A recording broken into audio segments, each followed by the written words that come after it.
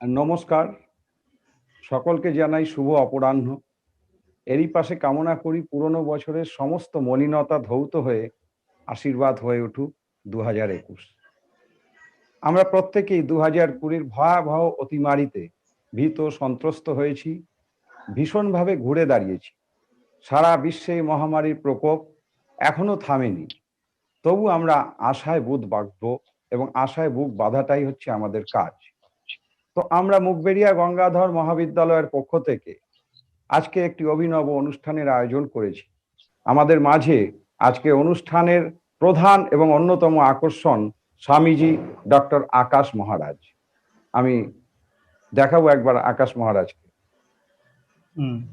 নমস্কার ডাক্তার বাবু। আকাশ বাবুর অনেক পরিচয় আছে, আমি তার মধ্যে দুটি মাত্র পরিচয়ের কথা আপনাদেরকে উল্লেখ করি। উনি নরেন্দ্রপুর রামকৃষ্ণ মিশনের ছাত্র ছিলেন এবং ছাত্রাবস্থায় আপ টু মাধ্যমিক গণিত বিভাগে কখনোই 100 থেকে 1 নম্বরও কম পাননি। জয়েন্টে একই সাথে র্যাঙ্ক করেছিলেন ডাক্তারি পরীক্ষায় এবং ইঞ্জিনিয়ারিং এ। তার পরবর্তীকালে উনি এখন ডাক্তারিতেই কর্মজীবনে প্রতিষ্ঠিত। তার পাশাপাশি ছবি আঁকা ওনার একটি অন্যতম নেশা এবং তারই পাশাপাশি উনি বিভিন্নভাবে সামাজিক কাজকর্ম করে থাকেন। আমরা ডাক্তারবাবুকে পেয়েছি আজকের টপিক ক্যান্সার প্রিভেন্টের ওপর। ক্যান্সার ক্যান বি প্রিভেন্ট, ক্যান্সারকেও আমরা প্রতিরোধ করতে পারি। Cancer can be prevent or not আলোচনা শুরু হবে। আমরা আহ্বান করব স্বামীজি ডক্টর আকাশ মহারাজ, আপনার বক্তব্য পেশ করুন। নমস্কার, শুভ সন্ধ্যা। ওম সর্বেষাং শান্তির্ভবতু, সর্বেষাং পূর্ণং ভবতু, সর্বেষাং মঙ্গলং ভবতু। ওম শান্তি।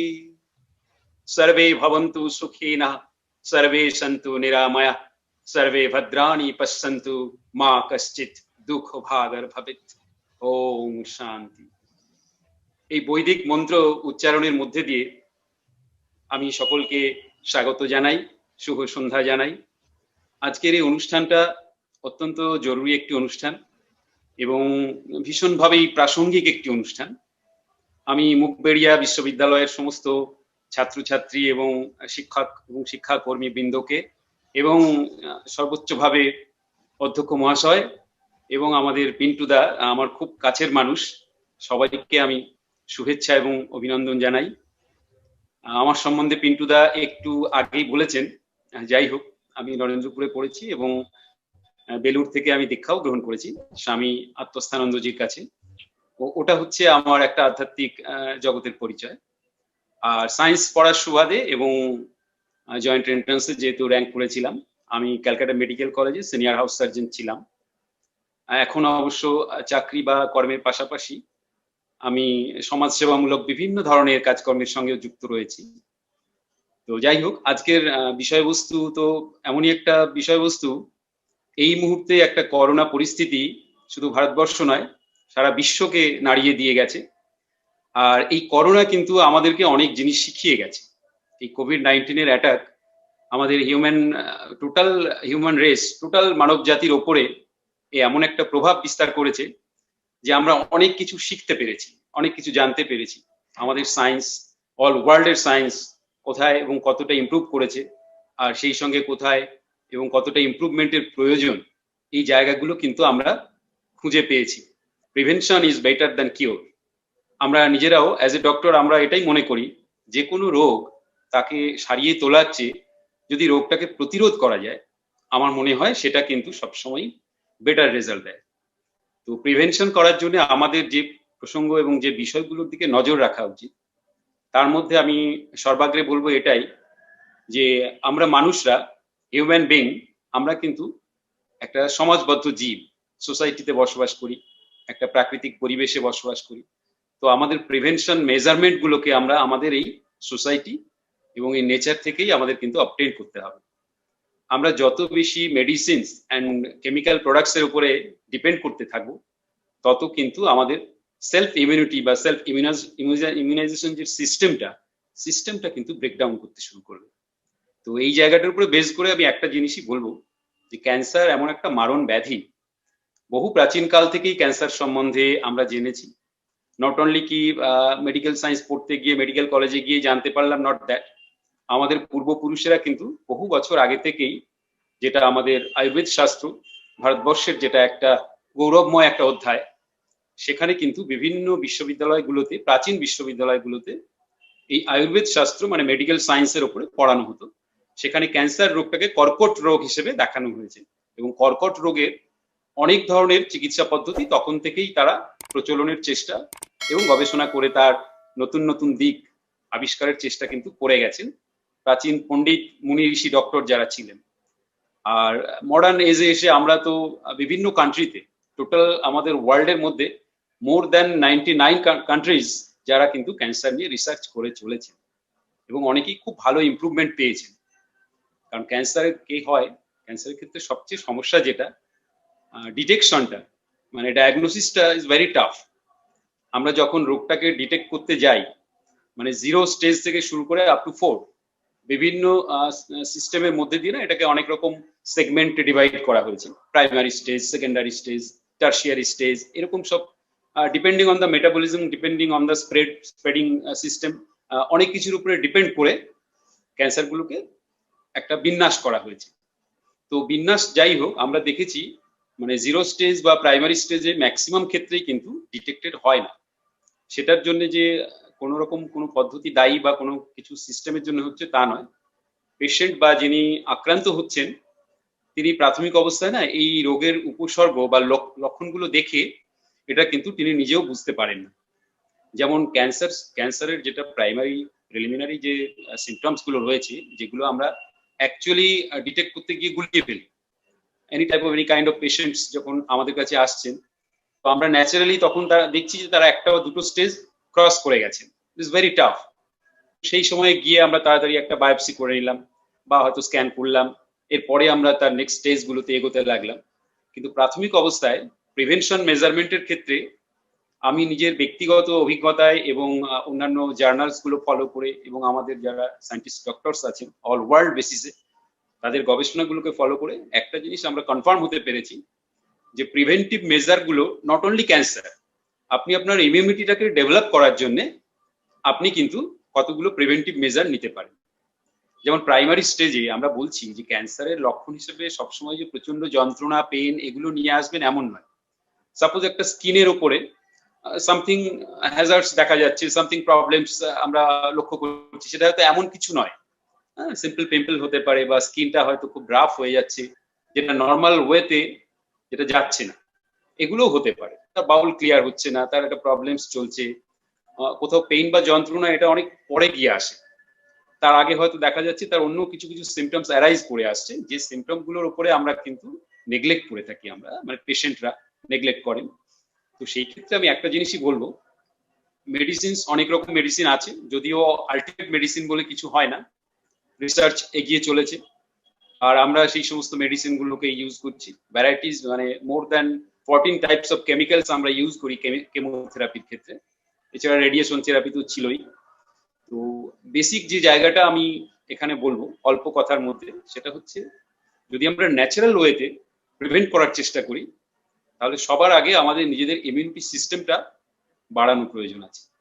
তো ইমিউনিটি সিস্টেম বাড়ানোর জন্য কিন্তু ম্যাক্সিমাম টাইমে আমরা ভ্যারাইটিস মেডিসিনস এর উপরে যদি ডিপেন্ড করতে যাই, কেমিক্যালস এর উপরে ডিপেন্ড করতে যাই, এগুলো কিন্তু আলটিমেটলি মানে সামথিং মানে সামহাউ শুরুতে স্টার্টিং এ আপনাকে খুব ভালো ইমিউনাইজ দেখাবে, but actually basically you will be baseless. আপনার কিন্তু actual defence system will be breakdown. তো এই জায়গা থেকে আমাদের অ্যাডভাইস অ্যাজ এ ডক্টর হিসেবে একটা কথা বলবো, মেডিসিন তো 100% নিতে হবে। যখন আপনি অসুস্থ বা যখন আপনার মধ্যে সিমটমস গুলো অ্যারাইজ করে গেছে, তখন 100% প্রপার ট্রিটমেন্টের মধ্যে দিয়ে যেতে হবে। বাট যখন আপনি অসুস্থ নন, কিন্তু আপনি ভাবছেন যে আমার একটু সুগার লেভেলটা বেড়ে যাচ্ছে, আমার স্কিনে সামথিং প্রবলেমস আসছে, আমার একটু লাং ফুসফুসে একটু শ্বাস প্রশ্বাসের কিছু সামথিং প্রবলেমস যেন অ্যারাইজ করছে, এই জায়গাগুলো থেকে কিন্তু নিজেকে একটা স্ট্রং জায়গায় নিয়ে আসা যেতে পারে। আর এই ব্যাপারে একটা জিনিস বলবো, আমরা এই কোভিড ট্রিটমেন্ট করতে গিয়ে আমি নিজে বেসিক্যালি মোর দ্যান 160 কোভিড পেশেন্টকে আমি ট্রিট করেছি। তো একটা জিনিসই দেখলাম যে যাদেরকে আমি ন্যাচারাল ওয়েতে ট্রিট করেছি তারা অনেক বেটার রেজাল্ট দেখিয়েছে। ন্যাচারাল ওয়ে মানে হচ্ছে আমাদের প্রাকৃতিক যে সমস্ত ইনগ্রেডিয়েন্টস গুলো আছে, সেই জিনিসগুলোকে মানে ভেষজ উপাদানগুলোকে কিন্তু আমি ম্যাক্সিমাম টাইমে ব্যবহার করতে দিয়েছি, এবং তাতে দেখেছি যারা এগুলো প্রপার ওয়েতে ইউজ করেছেন তারা কিন্তু খুব ভালো ইমপ্রুভ করেছেন। তো আমি সেম জায়গা থেকেই বলবো, যে কোনো রোগ শরীরে বাসা বাঁধে, তো আমাদের এই শরীরটাকে যদি আমরা সেই রোগের বিরুদ্ধে প্রতিরোধে সক্ষম করে তুলি, এবার আমরা প্রকৃতি পরিবেশে বসবাস করি, সেখানে অনেকগুলি ফ্যাক্টর রয়েছে। নাম্বার ওয়ান ফ্যাক্টর হচ্ছে যে আমরা একটা এনভায়রনমেন্টের মধ্যে আছি। সেই এনভায়রনমেন্টের মধ্যে আমাদের ওয়াটার অ্যান্ড এয়ার, এই দুটো খুব মানে ভাইটাল জিনিস রয়েছে। আমরা এয়ারটা সবসময় ইনহেল করছি, তাহলে আমাদের উচিত যতদূর সম্ভব একটু দূষণমুক্ত পরিবেশটাকে আমরা যদি গ্রহণ করতে পারি। সকালবেলায় একটু আপনি মর্নিং ওয়াক করলেন, দুপুর বেলাটায় একটু, যেমন মাস্ক আমরা এখন পরছি, অ্যাকচুয়ালি যারা কলকাতায় বা আশেপাশে কর্মরত, আমি বলবো মাঝে মাঝে মাস্ক ইউজ করুন। বিশেষ করে রাস্তাঘাটে এত কার্বন ডাইঅক্সাইড, কার্বন মনোক্সাইড এবং ভ্যারাইটিস অফ কেমিক্যালস, এগুলো কিন্তু ইনহেল করা মানে আমাদের ফুসফুস, এবং সেখান থেকে কিন্তু থ্রু দ্য লাং এটা আমাদের টোটাল হিউম্যান বডিতে কিন্তু স্প্রেড করে। তো এই জায়গায় আমাদের একটু যাতে অক্সিজেন ইনটেকটা বেশি হয়, আমি বলবো অন্তত মাসে একবার হোক, দুবার হোক, বা বছরে 2-3 বার হোক, আপনারা কোনো গ্রিন এরিয়ায়, যেটা আমি পিন্টুদার থেকে আরো খুব ইন্সপায়ার্ড হয়েছি। পিন্টুদা মাঝে মধ্যে সোশ্যাল ওয়ার্ক করার জন্য কিন্তু উনি দক্ষিণবঙ্গে চলে যান এবং আমাকে ছবি পাঠান, খুব ভালো লাগে। আমি ভীষণভাবে এটাকে অ্যাপ্রিসিয়েট করি এবং রিলেট করি। উনি প্রকৃতির মধ্যে চলে যান, সাধারণ মানুষের সঙ্গে মিশে যান, সেখানে মানুষকে উনি হয়তো বিভিন্ন রকম ভাবে সহযোগিতা করছেন, মানুষের উপকার করছেন, মানুষকে হেল্প করছেন, অন্ন বস্ত্র দিচ্ছেন। তো এই প্রকৃতি পরিবেশের মধ্যে মাঝে মাঝে চলে যাবে, এটা আমাদের কিন্তু ইমিউনাইজড হতে ভীষণভাবে সাহায্য করে। নাম্বার টু হচ্ছে ওয়াটার। আমাদের বডির মধ্যে ম্যাক্সিমাম তো জলীয় পদার্থ। তো আমরা যে জলটাকে গ্রহণ করছি বা জলীয় পদার্থ পানীয় হিসেবে যেগুলো গ্রহণ করছি, এগুলো যতদূর সম্ভব ন্যাচারাল বা পিওর হওয়াটা খুব জরুরি। সে জল হোক বা অন্য যে কোনো তরল পানীয় হোক, যেমন ডাবের জল, it's a natural water, best till now in the world.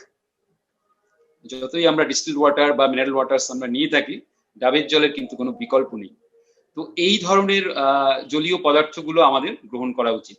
আর বর্জন করা উচিত হচ্ছে বিভিন্ন টাইপের কেমিক্যালস, যেগুলো আমরা ড্রিঙ্কস হিসেবে ইউজ করি, সফট ড্রিঙ্কস বা হার্ড ড্রিঙ্কস, এই ধরনের লিকুইডস জিনিসগুলো কিন্তু অ্যাকচুয়ালি আমাদের ইমিউনিটি সিস্টেমটাকে কিন্তু ভীষণভাবে ডিপ্রেস করে দেয়। এবারে আসছি ফুড হ্যাবিট। ফুড হ্যাবিটটা যে কোনো রোগের প্রতিরোধের ক্ষেত্রে একটা অত্যন্ত জরুরি এবং গুরুত্বপূর্ণ বিষয়। আমরা যে সমস্ত ফুডগুলো নিয়ে থাকি, চেষ্টা করুন ম্যাক্সিমাম ক্ষেত্রে ন্যাচারাল ফুড নিতে। শাকসবজি, ফলমূল, এগুলো একটু বেশি পরিমাণে গ্রহণ করার চেষ্টা করুন। কেমিক্যালি যেসব ফুডগুলোকে সিনথেসাইজ করা হয়, সেই সিনথেটিক ফুডগুলোকে একটু অ্যাভয়েড করুন। ফাস্ট ফুড যেগুলো, জাঙ্ক ফুড যেগুলো, এই জিনিসগুলো কিন্তু আমাদের ইমিউনিটি সিস্টেমটাকে কিন্তু ভীষণভাবে ড্যামেজ করে। যদিও ওগুলো খেতে খুব সুস্বাদু মনে হয়, কিন্তু সেই জায়গা থেকে সরে আসতে হবে। আর রিসেন্ট স্টাডি, যেটা আমাদের কোভিড এর কারণেও আমরা এই স্টাডিটা ফলো করতে পেরেছি, তো এই স্টাডি অল ওভার ওয়ার্ল্ডে কিন্তু এই স্টাডি বলছে থার্ড ওয়ার্ল্ড কান্ট্রি যেগুলো, আমরা ইন্ডিয়া বলুন, বাংলাদেশ বলুন, পাকিস্তান বলুন, এইসব দেশগুলো কিন্তু কোভিড এর কারণে মহামারী ছড়িয়ে পড়েনি। এবং টিল নাও আপনারা যদি রেকর্ডস গুলো দেখেন তাহলে দেখতে পাবেন যতটা ওয়েস্টার্ন কান্ট্রি বা ইউকে বলুন বা ইউএসএ বলুন বা চায়নাতে বলুন, এইসব জায়গায় মানুষ যে হারে মারা গেছেন বা যে হারে সার্ভাইভ করতে পারছেন না, আমাদের এই এশিয়ান কান্ট্রিগুলো কিন্তু আমরা ভীষণভাবে সার্ভাইভ করতে পেরেছি এবং এখনো পারছি টিল নাও। তার একটা বড় কারণ হচ্ছে আমরা বিভিন্ন ধরনের স্পাইসেস ইউজ করি, যেগুলো ন্যাচারাল স্পাইস। যেমন আমরা টার্মারিক, হলুদ ব্যবহার করি, কাঁচা হলুদ বা রান্নায় হলুদ আমরা কিন্তু খাই। তার মধ্যে জিরে, মানে এই টাইপের কিছু জিনিসপত্র আছে যেটা বহু প্রাচীন কাল থেকে আমাদের মা, মাসিমা, ঠাকুমা, দিদিমারা আমাদেরকে খাইয়ে আসছেন। সেগুলো যে আজকে আমাদের ক্ষেত্রে কতটা ইমিউনিটি বুস্ট করছে, সেটা কিন্তু আমরা হাড়ে হাড়ে বুঝতে পারছি। তো এই জিনিসগুলোর ব্যবহারটাকে সঠিক মাত্রায় রাখতে হবে। খাদ্যের মধ্যে এইসব জিনিসের ব্যবহার খাবারটাকে শুধু যে টেস্টি করে তোলে তাই নয়, তার সঙ্গে সঙ্গে আমাদের শরীরের প্রত্যেকটা সিস্টেমকে, কোনো সিস্টেমকে পিওর করে, মানে কোনো সিস্টেমকে ওয়াশ আউট হতে সাহায্য করে। সেটা আপনার কিডনি হোক, লিভার হোক, লাং হোক, যেগুলো যেহেতু এগুলো সব ন্যাচারাল সাবস্টেন্স থেকে আসছে, তো তার ফলে কি হচ্ছে, এইগুলো কিন্তু আমাদের শরীরের উপরে ভীষণভাবে একটা পজিটিভ এফেক্ট নিয়ে আসছে। আর তার যেটা থার্ড আমি যেটা বলবো, that is very much important, সেটা হচ্ছে এক্সারসাইজ। কারণ যারাই ক্যান্সারে আক্রান্ত হচ্ছেন তাদের মধ্যে কতগুলো জিনিস এসে যায়। স্টার্টিং এ জিরো স্টেজ বা প্রাইমারি স্টেজে দেখবেন এরা অনেক সময় বুঝতে পারেন না, এদের মধ্যে একটা উইকনেস চলে আছে, উইক হয়ে যাচ্ছেন, দুর্বল হয়ে পড়ছেন। কেন হচ্ছেন বুঝতে পারছেন না, হয় ঘুমটা বেড়ে যাচ্ছে, না হলে ঘুমটা কমে যাচ্ছে। আচ্ছা, বাউল সিনড্রোম আমি একটা বলেছিলাম যে প্রস্রাব সমস্যা হচ্ছে বা মলমূত্র ত্যাগের সমস্যা হচ্ছে, ক্লিয়ার হচ্ছে না, মানে ধীরে ধীরে তার অন্য সিস্টেম গুলো কিন্তু ড্যামেজ হচ্ছে। সুতরাং এই জায়গায় এক্সারসাইজ বা একটু কায়িক পরিশ্রম এটা ভীষণভাবে জরুরি। কারণ অতিরিক্ত মোটা হয়ে যাওয়া, অতিরিক্ত রোগা হয়ে যাওয়া দুটোই কিন্তু স্বাস্থ্যকে মেনে চলার পক্ষে বা শরীরকে বাঁচাবার জন্য মোটেই সঠিক নয়, সুস্থতার লক্ষণ নয়। তো আমরা যদি ক্যান্সার বা এই জাতীয় কঠিন কোনো মারণ ব্যাধিকে প্রোটেস্ট করতে চাই, তাহলে আমাদের উচিত হবে নিজেদেরকে সুস্থ রাখার জন্য, সুস্থ এবং সবল। স্বামীজি এই কথাই বলতেন, কিন্তু তার বক্তব্য ছিল যে গীতা তুমি পড়ো, কিন্তু গীতার চেয়েও সবচেয়ে ভালো হচ্ছে তুমি মাঠে ময়দানে নেমে ফুটবল খেলো, পরিশ্রম, কায়িক পরিশ্রম করো। অর্থাৎ শারীরিক পরিশ্রম মানে আমরা যে এনার্জিটা ইনটেক করছি, সে ফুড হোক বা অন্যান্য সিস্টেমের মধ্যে, সেটাকে কিন্তু ইউটিলাইজ করাটা প্রয়োজন।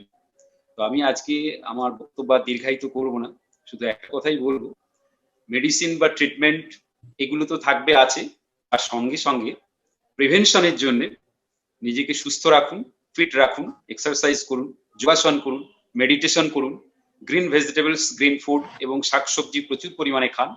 আর খুব ভালো হয় পরিষ্কার স্বচ্ছ সুন্দর জল পান করুন, ডাবের জল পান করুন। আর বিভিন্ন ধরনের আমাদের যে স্পাইসেস বা মশলা জাতীয় জিনিস যেগুলো আছে, যেগুলো ন্যাচারালি আমরা পাই প্রকৃতি পরিবেশের মধ্যে ছড়িয়ে আছে, সেই জিনিসগুলোকে আপনারা গ্রহণ করুন এবং শরীরটাকে না ফিট করে তুলুন, ফিটেস্ট করে তুলুন, যাতে আমাদের মতন ডাক্তারদের কাছে যখন তখন ছুটতে না হয়। অসংখ্য ধন্যবাদ স্বামীজি ডক্টর আকাশ নীল মহারাজকে। ওনার বক্তব্য একেবারে মাটির কাছাকাছি ছিল। ডাক্তারির যে বিদ্যা, ডাক্তারি শাস্ত্র, তার ভেতরে অধিক পরিমাণে না প্রবেশ করেও খুবই স্বল্প সময়ের মধ্যে উনি আমাদের ভারতীয় যে সংস্কার, রীতি নীতি, খাদ্যাভ্যাস, এগুলোর ওপরই জোর দিতে চাইছিলেন। তো আমি ডাক্তারবাবুকে একটু মাঝপথে একটু ইন্টারাক্ট করেই বলছি, আচ্ছা, আমি যা শুনেছি, আমার যতটুকু ধারণা, তো এখানটায় ক্যান্সার প্রিভেনশনের জন্য বেসিক্যালি যে টোবাকো ইউসেস, এটা একটা মারাত্মক বাধা। তো টোবাকোটার ব্যাপারেও যদি একটু বলেন।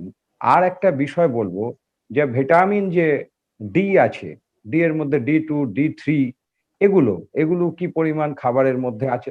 আর খুবই এখন ইনক্রিজিং একটা ফ্যাক্ট হচ্ছে, মহিলাদের ক্ষেত্রে এই ক্যান্সারের মাত্রাটা সারা বিশ্ব জুড়ে বাড়ছে। বিশেষত মহিলাদের স্তন ক্যান্সার বিষয়টা ভীষণই রকম ভাবে এখন একটা ইনক্রিজিং ম্যাটার বিশ্ব জুড়ে।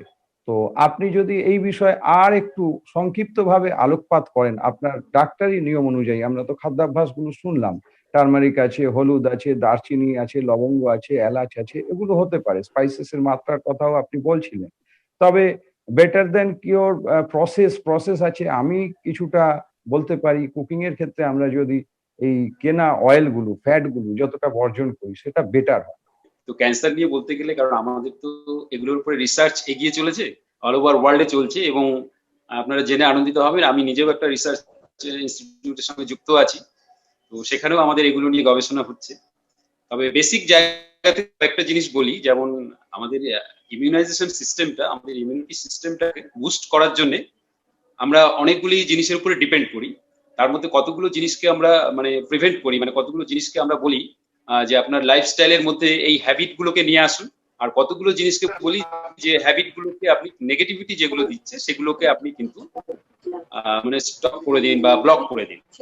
অনেকে আমরা অনেক আছেন যারা একটু নেশা করেন আর কি, সে পান বিড়ি সিগারেটই হোক কি অ্যালকোহল হোক বা এই ধরনের তামাক জাতীয় জিনিসই হোক।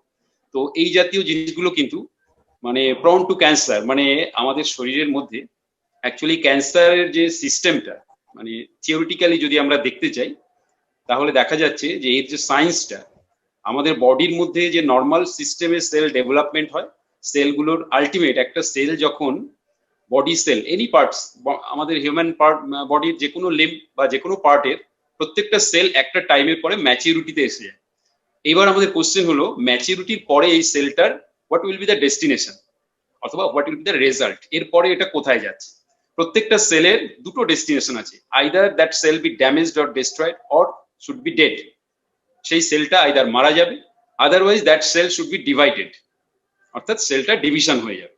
কিন্তু এক্ষেত্রে দেখা গেছে যে ক্যান্সার প্রন জোন বা আমাদের শরীরের কোনো কোনো অর্গান, কোনো কোনো লিম্বের মধ্যে কিছু কিছু সেল বিভিন্ন কারণে, সেটা আইদার বাইরের কোনো কারণ হোক অথবা ইন্টারনাল কোনো কারণ হোক, সেলটা না তো সঠিক প্রপার ওয়েতে ডিভাইডেড হচ্ছে, না তো ডেড হচ্ছে, মারা যাচ্ছে না। এই সেলটা কিন্তু একটা অ্যাবনর্মাল গ্রোথ নিয়ে আসছে এবং that is very deadly growth, যেটা আমাদের ক্যান্সার সেল প্রডিউস করছে শরীরের মধ্যে এনি লিম্ব।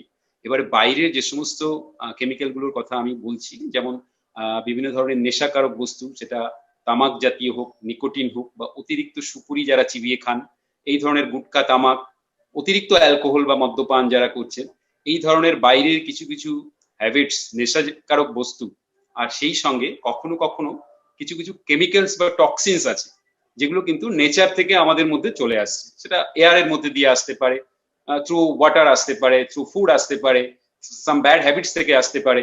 এই ধরনের কেমিক্যালস এবং টক্সিনস এগুলো কিন্তু ইনহিবিট করছে, মানে এগুলো ওই সেল অ্যাবনর্মাল সেল ডিভিশনটাকে কিন্তু ভীষণভাবে ত্বরান্বিত করে দিচ্ছে। এবার এই সেলগুলো অ্যাকচুয়ালি কি হয়, এগুলো আমাদের বডির মধ্যেই এমন কিছু সেল তৈরি হচ্ছে, জেনারেটেড হচ্ছে, যারা আমাদেরই human body cell but different from other cells. তো এখানেই সমস্যাটা শুরু হচ্ছে। ওরা আমাদের নর্মাল সেল যেভাবে বিহেভ করে, যেভাবে আমাদের অন্য সেলের সঙ্গে রিলেটেড হয় এবং কোঅপারেট করে, এরা সেটা করে না। এভাবে কিন্তু বাড়তে বাড়তে একটা অর্গান গ্রো করে যায়। সেখানে হয়তো প্রথমে আমরা একটা দেখছি ছোট লবিউল তৈরি হলো, আমরা অনেক সময় দেখছি একটা ছোট একটা টিউমারের মতন হয়তো ফরমেশন হলো, ফার্স্ট একটা বিনাইন টিউমার, মেবি সাম বিনাইন, নাথিং এলস, কিছু না, কোনো প্রবলেম দেখাচ্ছে না।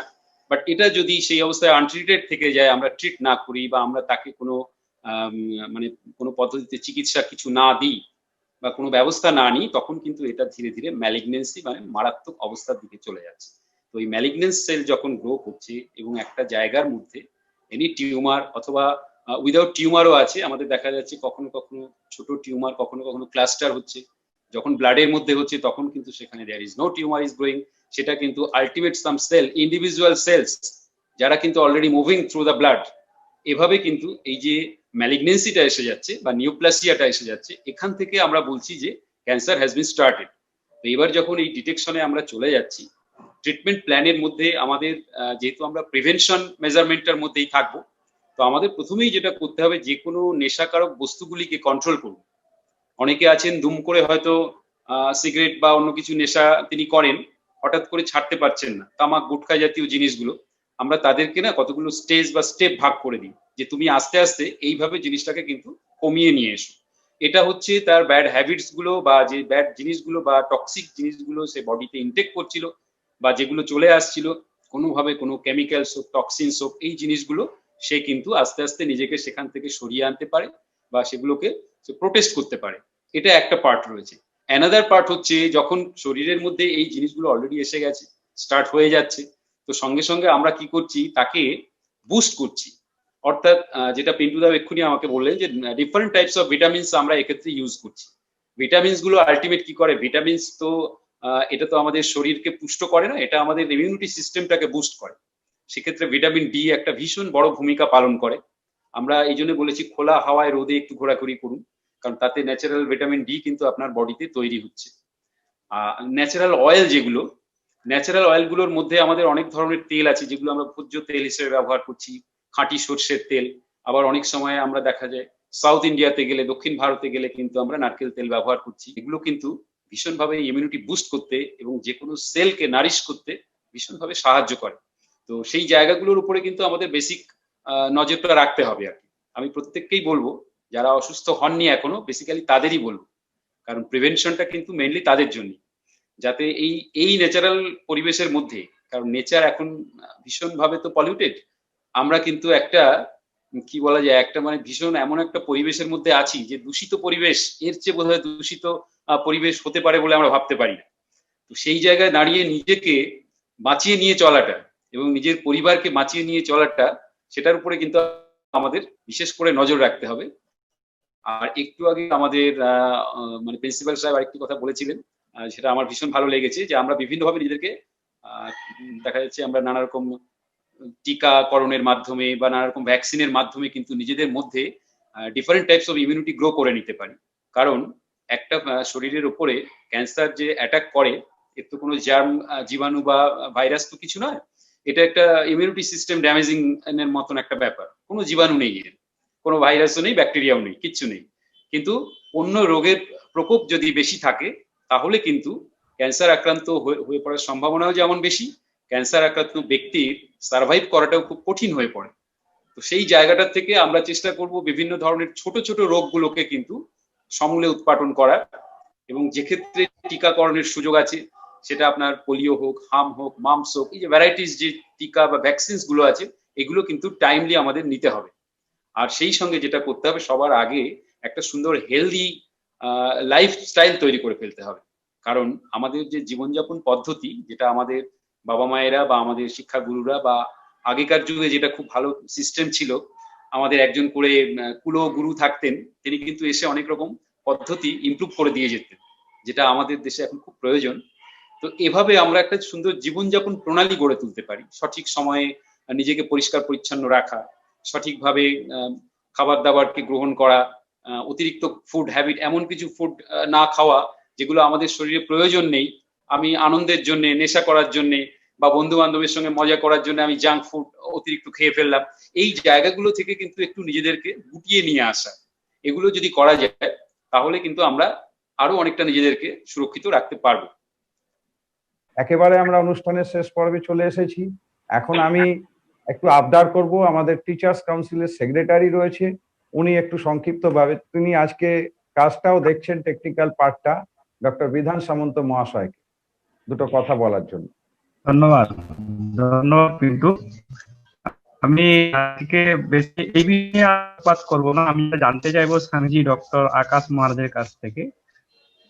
উনি বেশ কিছু কথা আমাদের বলেছেন, আমরা জানি এই কথাগুলো, কিন্তু তার মধ্যেও কিছু একটা ডিপলি কথা যেটা আমার মনে প্রশ্নটা ছিল, সেই প্রশ্নটা উনি অলরেডি আলোকপাত করেছেন সেই জায়গায়, যেটা হচ্ছে যে ক্যান্সারের কোনো জীবাণু নেই। হ্যাঁ, মেনলি আদার ভাইরাল গুলোই আমাদের ইমিউনিটিকে ড্যামেজ করে, সেখান থেকে আমরা কিন্তু ক্যান্সারে আক্রান্ত হই।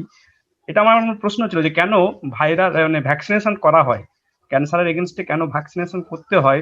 তার কারণটা হচ্ছে যে বিভিন্ন ভাইরাল অ্যাটাক ওই সময় আমার অন্য সময় হয়ে থাকলে আমাদের ইমিউনিটিটা ড্যামেজ হয়, তাই জন্য আমাদেরকে আদার ভাইরালের জন্য ভ্যাকসিনেশন করে নিতে হয়। এটা আমার একটা কোশ্চেন ছিল ওনার কাছে, যাই হোক উনি সেই অ্যান্সারটা আমি পেয়ে গেছি ওনার কাছ থেকে, ওনার বক্তব্যই পেয়ে গেছি। তো আমার আরেকটা জিজ্ঞাসা আছে ওনার কাছে, সেটা হচ্ছে ক্যান্সার জানি আমরা প্রিভেন্টিভ নয়, মানে প্রিভেন্টিভ হতে পারে যদি আর্লি স্টেজে হয়, আবার অনেক ক্ষেত্রে দেখা গেছে আর্লি স্টেজেও ডিটেকশন হয়ে যাওয়ার পরও প্রিভেন্টিভ হচ্ছে না। তো what type of cancer is preventable, mostly যেটা দেখা যাচ্ছে যে কি ধরনের ক্যান্সার প্রিভেন্টেবল, মানে আপনাদের চিকিৎসা বিজ্ঞানে আপনারা এতদিন তো চিকিৎসা করছেন, কোন ধরনের টাইপের ক্যান্সার গুলো হচ্ছে প্রিভেন্টেবল, এটা একটা কোশ্চেন। আরেকটা যেটা জানবো সেটা আমি উত্তর পেয়েছি, যেটা হচ্ছে যে who are the most at risk to get cancer, কারা ক্যান্সারে বেশি আক্রান্ত হয়, মানে কোন ধরনের কারা মোস্ট রিস্কে থাকে, সেটার উত্তর কিছুটা পেয়েছি আমাদের আলোচনার মধ্য দিয়ে। আর যেটা জানবো সেটা হচ্ছে যে at that moment which is the most aggressive cancer that cannot be prevented if detected in the early stage also. এইগুলো যদি আমাকে ক্লিয়ার করে দেন, আমার সত্যি খুব ভালো লেগেছে যে আমরা অনেক কিছু জানা সত্ত্বেও অজানায় ভুগি। তার কারণটা হচ্ছে আমরা নিজেদেরকে সেইভাবে কন্ট্রোল করি না, সংযমে রাখি না, আমাদের নিজেদেরকে সংযমে রাখি না, সে লাইফস্টাইলের দিক দিয়েই হোক, খাদ্যাভ্যাসের দিক দিয়েই হোক, বা কিছু বাজে গুণাবলীর জন্যই হোক, যার জন্যই আমরা কিন্তু এই সমস্ত মারণ ব্যাধির শিকার হই। তো সেটা যত কানে বারে বারে আসবে এরকম ব্যাপারগুলো, হয়তো কিছুটা আমরা অবশ্যই সেই জায়গায় ধরে রাখার চেষ্টা করব। ভালো লাগলো খুব আলোচনাটা, এবং সব থেকে ভালো লাগছে আমরা within 6-7 hours notification we have arrange this programme, and সেজন্য ধন্যবাদ অবশ্যই দিতে হবে আমাদের মোটিভেশন যিনি দিয়েছেন, তিনি হচ্ছে আমাদের principal sir doctor Swapan Kumar Mishra, আর সেটাকে কাজে পরিণত করার জন্য যিনি উদ্যোগ দেখিয়েছেন তিনি হচ্ছেন ডক্টর পিন্টু রায় চৌধুরী। আমার অবদান সামান্য, আমি টেকনিক্যালি এটাকে অ্যারেঞ্জ করেছি। ধন্যবাদ, আমার অ্যান্সারটা আমি ডক্টরের কাছে শুনবো। ধন্যবাদ। হ্যাঁ, কিন্তু আপনার প্রশ্ন মানে কি, বেসিক প্রশ্ন দুটো কি ছিল? হ্যাঁ, বলছি যে which type of cancer is preventable, মানে কোনগুলো অ্যাকচুয়ালি এখন প্রিভেন্ট করা যায়। ধরুন প্রিকশন নিচ্ছি, তা সত্ত্বেও মানে অনেক সময় তো প্রিকশন মানে প্রিভেন্টিভ হচ্ছে না, তা কোনগুলো প্রিভেন্টিভ সেইটা আর কি, মানে মোস্টলি প্রিভেন্টিভ ক্যান্সার কোনগুলো আর কি। না, প্রিভেন্টিভ ক্যান্সার নেই। হ্যাঁ, একটু আমি কথাটা Which type of শুনতে cancer পেলাম না, মানে which type of cancer is aggressive, that আচ্ছা means আচ্ছা, cannot be prevented. ঠিক ঠিক ঠিক, রাইট রাইট, খুব ভালো প্রশ্ন আর কি। আপনাকে প্রথমে আমি ধন্যবাদ জানাবো। আর আপনি এই টেকনিক্যাল পার্টটা এত সুন্দরভাবে অ্যারেঞ্জ করছেন, আমার খুব ভালো লাগছে এটা। কারণ আমরা তো মানুষের কাছে পৌঁছতে চাই। আমি বেসিক্যালি আমি নিজে বেলুড় ছেড়ে বেরিয়ে আসছি এখন, এবং আমি নিজে আমার আমার নিজস্ব কতগুলি মন্দির ছিল সেই জায়গাগুলোকে আমি মঠে কনভার্ট করে নিচ্ছি, এবং সেখান থেকে কিন্তু আমি সোশ্যাল ওয়ার্ক মানে সমাজসেবামূলক কাজের মধ্যে চলে আসছি। তো যাই হোক, আপনি টেকনিক্যালি এই জায়গাটাকে অ্যারেঞ্জ করেছেন, সেজন্য আপনাকে অশেষ ধন্যবাদ। আর বেসিক কোশ্চেন যেটা অ্যাকচুয়ালি মানে কোনো ক্যান্সারই প্রিভেন্টিভ নয়, মানে সেইভাবে যদি জিজ্ঞাসা করেন আপনি, কোনো ক্যান্সারই প্রিভেন্টিভ নয়। কিন্তু বেসিক যে জায়গাটা হয়, কিছু কিছু ক্যান্সার রয়েছে যে জায়গাটা হচ্ছে যে যে জায়গায় আমরা বডি পার্টসটাকে রিমুভ করতে পারি, দ্য ক্যান্সার প্রন জোন, মানে আমাদের শরীরের মধ্যে না অনেকগুলো জোন আছে, কিছু কিছু জোন আছে যে জায়গাগুলোকে আমরা অপারেশনের সময় ট্রিট করে অপারেট করে ফেলতে পারি বডি পার্ট, সেটাকে আমরা বলছি যে এটা একদম কিউরেবল, মানে 99% কিউরেবল। বাট যে পার্টস গুলোকে আমরা অপারেট করতে পারি না, সাপোজ ধরুন আপনার গল ব্লাডারে হয়েছে, উই আর ভেরি মাচ মানে আমরা খুব মানে উৎফুল্ল ভাবে আনন্দের সঙ্গে আমরা ওটাকে কিন্তু অপারেট করে আপনাকে গল ব্লাডারটাকেই পুরো আউট করে দেবো, দিলে আপনি কিন্তু একটা সুন্দর মেজারিং ট্রিটমেন্টের মধ্যে থাকবেন। But as such as at the time আপনি যদি বলেন যে আমরা একটা পেশেন্ট ডিটেক্টেড হয়েছে যার লিউকেমিয়া থেকে মানে ব্লাড ক্যান্সার হয়ে গেছে, ভেরি মাচ মানে it's a very tough condition. আর নাওয়াডেজ যেটা হচ্ছে সেটা হলো যে আমাদের ব্রেস্ট ক্যান্সারটা কিন্তু বেসিক্যালি ব্রেস্ট ক্যান্সারটা আমরা ভীষণভাবে প্রহিবিট করতে পারছি। মানে সেই অর্থে যদি আপনার ফার্স্ট কোশ্চেনটা আপনি রাখেন, তাহলে আমরা বলতে পারি যে ব্রেস্ট ক্যান্সারটাই সবচেয়ে বেশি প্রিভেন্টিভ। কারণ এটা কিন্তু বডির মধ্যে থেকেও actually out part of body, আমরা বডিগুলোকে না চারটে ভাগে মেজার করি, আউটার পার্ট, ইন্টারমিডিয়েট দুটো পার্ট অ্যান্ড ইনার পার্ট। এটা আমাদের মানে টেকনিক্যাল অ্যানাটমিক্যাল পার্টে চলে গেল, আমি সেটা নিয়ে বলবো। ঠিক আছে। তো বেসিক জায়গা হচ্ছে ব্রেস্ট ক্যান্সারটা সবচেয়ে বেশি আমরা প্রোটেস্ট করতে পারি। আর তারপরেই যেটা করতে পারি সেটা হচ্ছে আমরা লাং ক্যান্সারটাকে ভীষণভাবে প্রোটেস্ট করতে পারি, মানে উইথ আমাদের কিছু বিহেভিয়ারের মধ্যে দিয়ে, আমাদের কিছু মানে প্রাত্যহিক জীবনের কিছু অভ্যাসের মধ্যে দিয়ে। আর যেটা সবচেয়ে টাফ, যেটা আপনি আপনার কোশ্চেন অনুযায়ী বলি, সেটা হচ্ছে ব্লাড ক্যান্সারটা অ্যাকচুয়ালি ভেরি মাচ টাফ। বডির যে কোনো পার্টে ক্যান্সার হলে ইটস টাফ। যদি ব্রেনে হয়, ধরুন আমরা প্রচুর ক্ষেত্রে দেখেছি মানে হেড নেক ব্রেন এরিয়াতে আমাদের নার্ভাস সিস্টেমের উপরে কোনো ড্যামেজ এসে গেল, সেটা কিন্তু টাফ হয়ে যায়। বাট ব্লাড ক্যান্সারটা এটা এখনো পর্যন্ত আমাদের যত প্রিভেন্টিভ মেজারমেন্ট আছে বা আমাদের যত ট্রিটিং মেজার আছে, আলটিমেট এটাকে কিওর করা যায় না। কারণ এটা এমন ভাবে টোটাল বডির মধ্যে ঢুকে থাকে, মানে প্রত্যেকটা ধরুন আমাদের বডির সেলের মধ্যে, আমাদের টোটাল বডির মধ্যে ধরুন 1.5 লক্ষ কোটি সেল আছে, ব্লাড সেলস। তো তার মধ্যে যদি বেশি দরকার নেই, হয়তো 1 লক্ষ বা 2 লক্ষ সেল যদি আপনার ক্যান্সার সেলে কনভার্টেড হয়ে গিয়ে থাকে, it's very much tough to detect them and to remove from the body. তো এই জায়গাটায় আপনার কোশ্চেন মানে খুব সহজ উত্তর হলো যে breast cancer and blood cancer এই দুটো হচ্ছে একটা একদমই নন কিউরেবল, আরেকটা হচ্ছে মেবি প্রিভেন্টেড। আর এই সঙ্গে একটা মেজার আমি বলবো, যেটা আমরা বেসিক্যালি আমরা বিভিন্ন রকম মেডিকেল ক্যাম্প, আর আপনিও বলেছেন একটু আগে, আমাদের আরেকজন বক্তা বললেন, খুব ভালো বললেন, যে আমরা যদি মেন্টাল পিস মানে আমরা প্রাণায়াম করাই। আমি নিজে, আমরা নরেন্দ্রপুরে ছিলাম, তো তো আমরা যখন পড়তে গেলাম আমাদেরকে না প্রত্যেকদিন প্রেয়ার করতে হতো। তো প্রেয়ারের পরে মানে মানে ট্রু টু স্পিক এমন একটা সুন্দর এনার্জি আমরা পেতাম। আমরা যখন ক্লাসে বসে পড়াশোনা করছি, আমাদের মহারাজরা আমাদের পড়াচ্ছেন, আমাদের এত সুন্দর কনসেন্ট্রেশন হতো। আপনারা নিশ্চয়ই জেনে থাকবেন যে বিভিন্ন মিশন স্কুলগুলো থেকে কিন্তু আমরা ভীষণভাবে রেজাল্ট স্ট্যান্ড করে থাকি, এবং এত এত ভালো রেজাল্ট বেরিয়ে এসছে। তবে একটা দুঃখ আছে আমার এখানে, যারা বেরিয়ে এসছেন তাদেরকে সোসাইটিতে আমরা না খুঁজে পাই না, মানে দূরবীন দিয়ে খুঁজতে হয়। আমার এই জায়গাটা খুব দুঃখ লাগে। আমার প্রচুর সহপাঠী নিয়ে আছে, আমি তাদেরকে বলি, তোরা যে এত শিক্ষা টিক্ষা লাভ করলি স্বামীজির আদর্শে, একটু আয় না দেশের কাজ করি। ওরা যে যার মতন হয়ে গেছে, মানে দুটো পার্ট হয়ে গেছে। একদল দেখবেন মিশন থেকে বেরিয়ে এসে তারা আইদার একদম স্বামীজি হয়ে গেছেন, মানে তারা মানে সোসাইটি থেকে বিচ্ছিন্ন হয়ে নিজেরা আধ্যাত্মিক জগতে চলে গেছেন। আর একদল আছে তারা বড় বড় রিসার্চ করছেন, গবেষণা করছেন, তারা কিন্তু হিউম্যান বিং থেকে একটু ডিটাচড হয়ে গেছেন। তো আমি সেই জায়গা থেকে না সরে এলাম। আমি নিজে মাস্টার ডিগ্রি করার পরে আমার FRCS করার জন্য বাইরে যাওয়ার একটা যোগাযোগ হয়। আমি কিন্তু সেটা অ্যাকসেপ্ট করিনি, কারণ আমার নিজের মনে হয়েছিল যে আমাদের ইন্ডিয়ান যে পপুলেশন আছে তাদের অন্ন নেই, বস্ত্র নেই, স্বাস্থ্য নেই, চিকিৎসা নেই, এই যে একটা গৃহহীন অবস্থা, এইখানে ওদের পাশে একটু দাঁড়ানো খুব প্রয়োজন। এবং সেই জায়গায় এই আপনাদের প্রয়াসটাও কিন্তু আমার খুব ভালো লাগছে। আর পিন্টু বাবুকে আমি খুব ধন্যবাদ দেবো, উনিও এই কাজে নিজেও করেন এবং আমাকে উৎসাহিত করেন। তো যাই হোক, আমরা আবার ক্যান্সারে ফিরে আসি।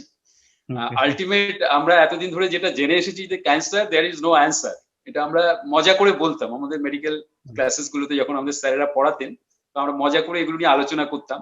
কিন্তু আলটিমেট বিষয়টা হলো যে প্রিভেনশনের মেজারমেন্টটাকে যদি আমরা বাড়াতে পারি, মানে চীনের প্রাচীরের মতো একটা প্রাচীর যদি তৈরি করা যায়, এবং সেটা কিন্তু আমাদের হ্যাবিট দিয়েই তৈরি করতে হবে। আমরা হিউম্যান বিং, আমরা কিন্তু প্রকৃতি থেকে সৃষ্ট হয়েছি। তো আমরা প্রকৃতির জীব হয়ে যদি প্রকৃতি থেকে নিজেদেরকে বিচ্ছিন্ন করার চেষ্টা করি, আমরা যদি প্রকৃতির সঙ্গে নিজেকে যোগসূত্র, যোগ সাযুজ্যটা তৈরি না করি, তাহলে আমরা ভুল করব।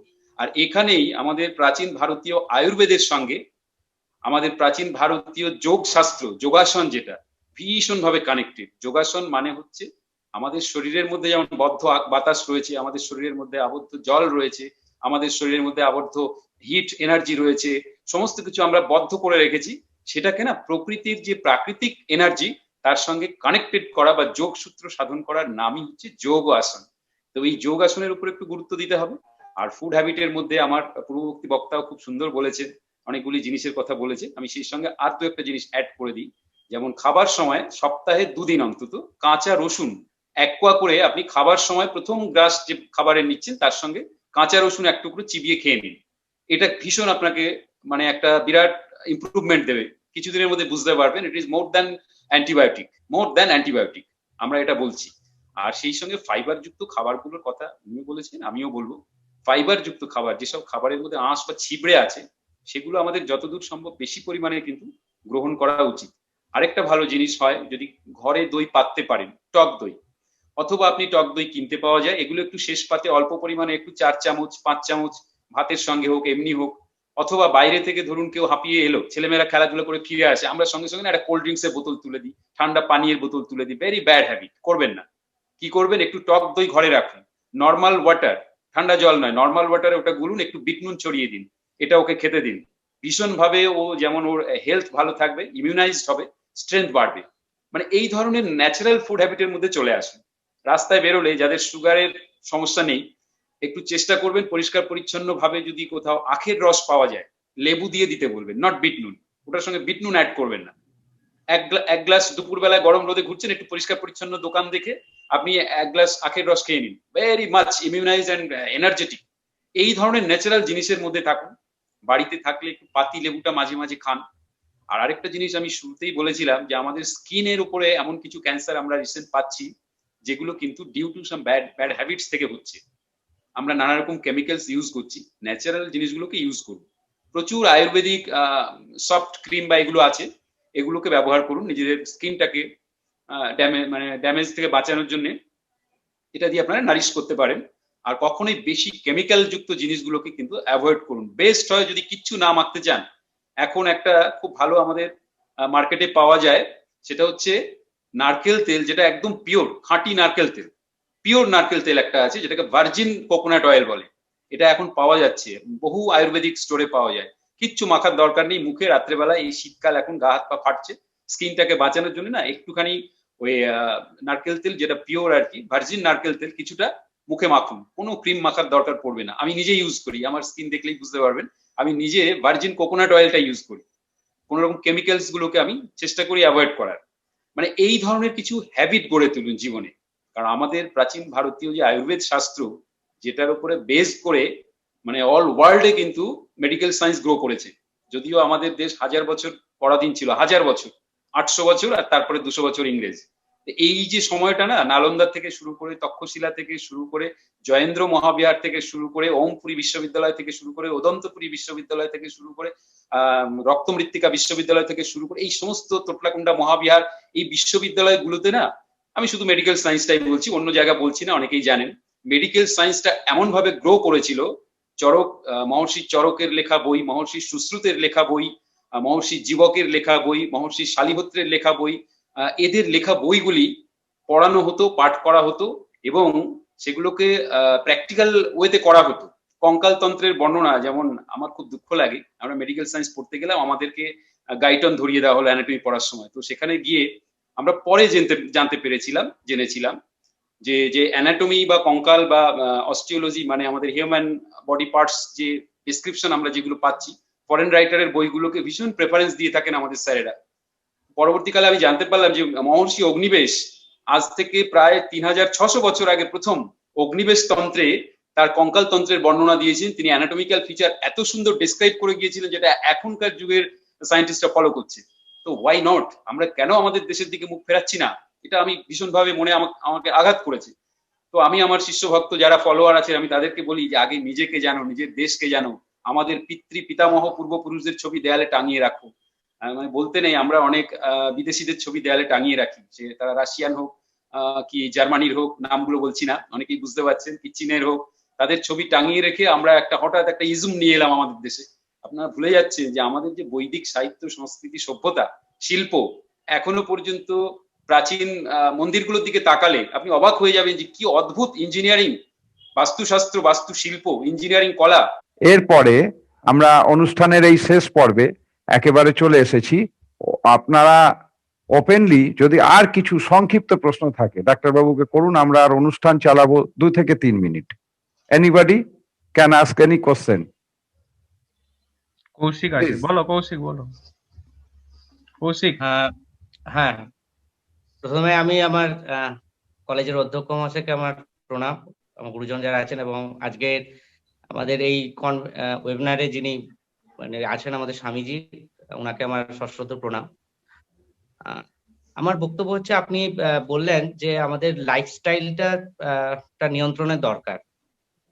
তো এই যে নিয়ন্ত্রণের আমরা অনেক ডাক্তারের কাছে গেলেও আমরা, ডাক্তারও বলে, বাড়ির গুরুজনরা বলে, কিন্তু সত্যি কি আমরা ওই বলার মাধ্যমে পরিবর্তন আসে না?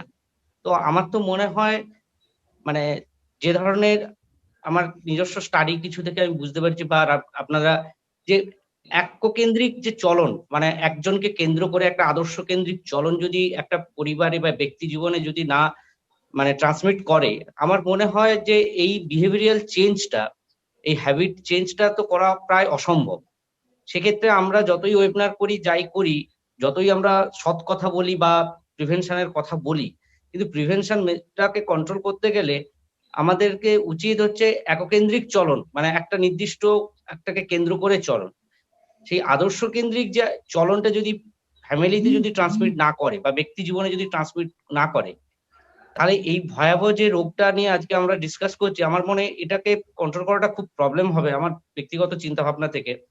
তো সেক্ষেত্রে আপনার কাছে আমার জানার বা এইটুকু যে এই আদর্শ কেন্দ্রিক চলনটা কিভাবে ট্রান্সমিট করা যেতে পারে ফ্যামিলিতে বা ব্যক্তি জীবনে। আর সেক্ষেত্রে আমার মনে হয় এই ডিজিজটা নিয়ে আমাদের বেসিক্যালি জীবনে চলতে গেলে তো ডিজিজ মানে ফ্রি জীবনটাকে দরকার।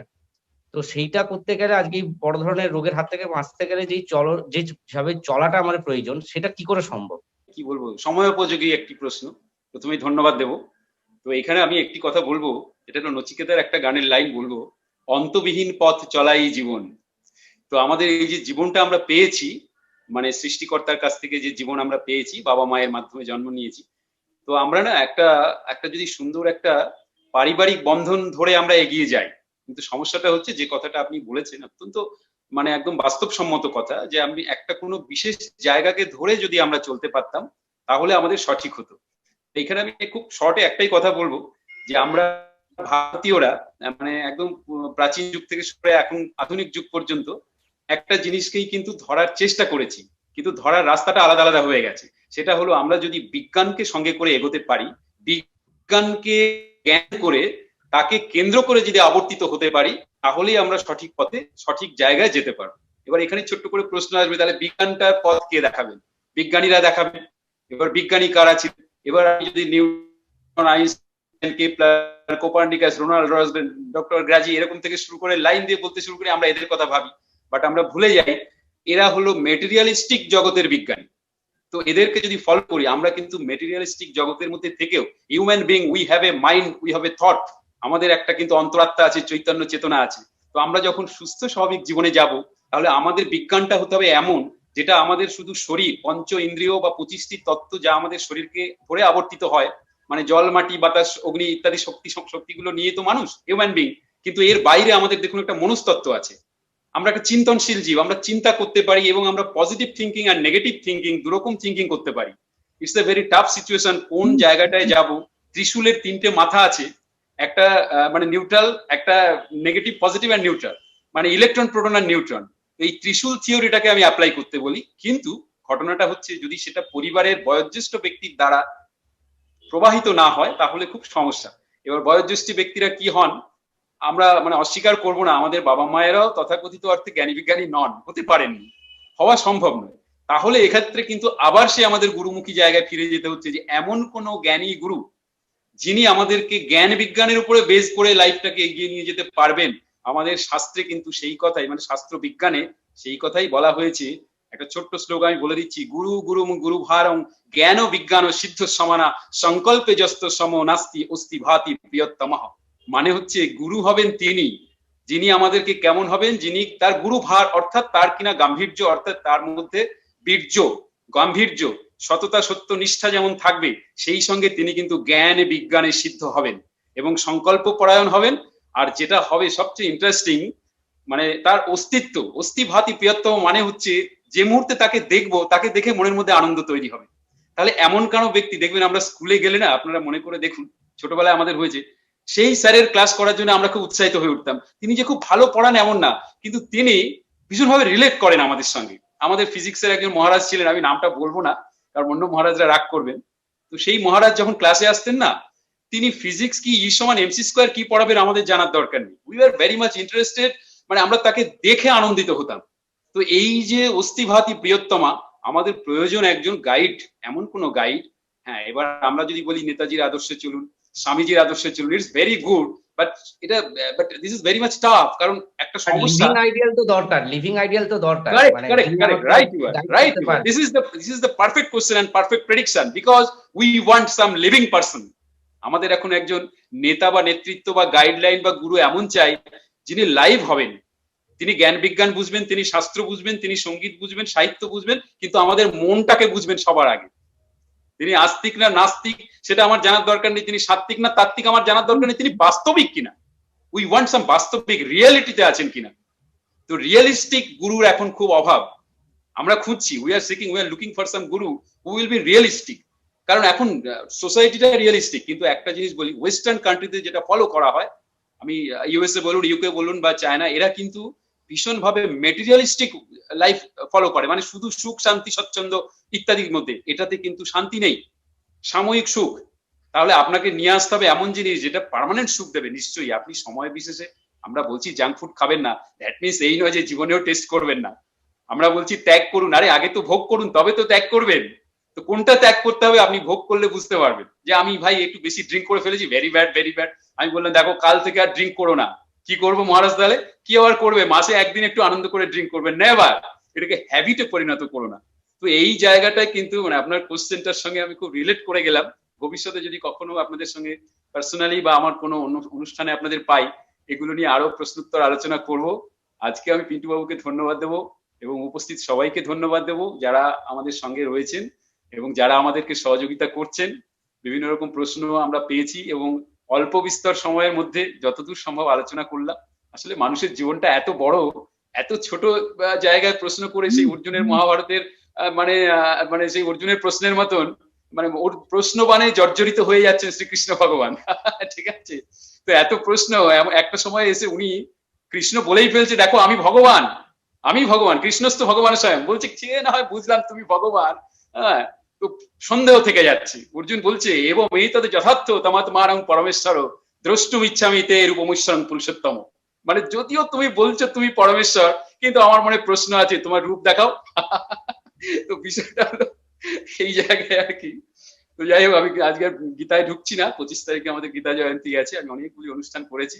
হ্যাঁ, তো আমি চাইবো আপনারা সবাই কানেক্টেড হয়ে পড়ুন আমাদের সবার সঙ্গে। আমি প্রথমেই যেমন বলেছিলাম যে আমাদের সামবেদীয় মন্ত্রে পরিষ্কার বলা হচ্ছে, যেটা আমাদের পরবর্তীকালে আয়ুর্বেদের মধ্যে অ্যাড করা হয়েছে, যে সর্বেষাং স্বস্তি ভবতু, সর্বেষাং শান্তি ভবতু, সর্বেষাং মঙ্গলম ভবতু, সর্বে সন্তু নিরাময়া, সর্বে ভবন্তু সুখিনঃ।